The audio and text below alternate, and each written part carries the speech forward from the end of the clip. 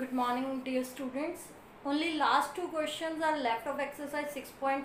So let's see question number 8. There are 1,000 students in a school. They are made to stand in such a manner that the number of rows and number of columns of students are the same. And you know that the number of rows and number of columns can be same only when the given number is a perfect square. But you can see that 1,000 is not a perfect square. Okay, so we have to find a number which is perfect square but nearest to 1,000. That's why they are asking that how many students are left. That means we have to find a smaller number than 1,000 which is a perfect square. That means this is a case of what should be subtracted. So, number of students in each row is equal to number of students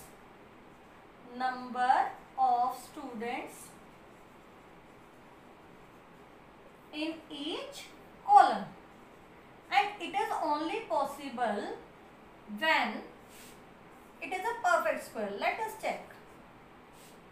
We have made the groups 3 3s are 9, 1 is left, 100. Double of 3 is 6. Now it will go on 1 only, because if we take 2, then what will happen? 62 into 2. It will be 124 greater than 100. So we will take 61. Now 39 is left. 39 is left. So whatsoever is the remainder over here, that is the number of students left. That is the number of students left. Because the square of 31. Find the square of 31. 31 into 31. It will be equal to 961. And 1000 minus 961 is equal to 39. So you need not to do this step. Just whatsoever is your remainder, that many students are left. So you can write the answer. 39 students are left which are not arranged in the square formation. Which are not arranged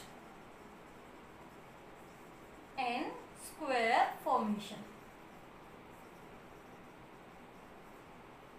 So what we have to keep in mind in this question, that whenever a number of students is given and you need a square formation, that means number of rows is equal to number of columns, we have to find the nearest square of that. They are asking how many students are left. We try to find out whether this number is a perfect square or not using long division method, and we find that 1000 is not perfect square, but is left 39 remainder is left, and this remainder is the remaining students. That's it. That solves our problem. In question number 9, it is given that there are 600 plants. They need to be planted in square arrangement. Square arrangement means that number of rows is equal to number of columns. How many more plants are needed to complete the arrangement? Now, here it is given how many more plants are needed. That means 600 is not a perfect square. Okay. Now more plants. That means it is a case that what should be added to 600 to make it a perfect square. Okay. So let us check first of all what will be that number. Make the pair. 2 2s are 4. 2 is left. Bring the next pair down. 200. Double of 2, 4. Now it will go on, I think 4.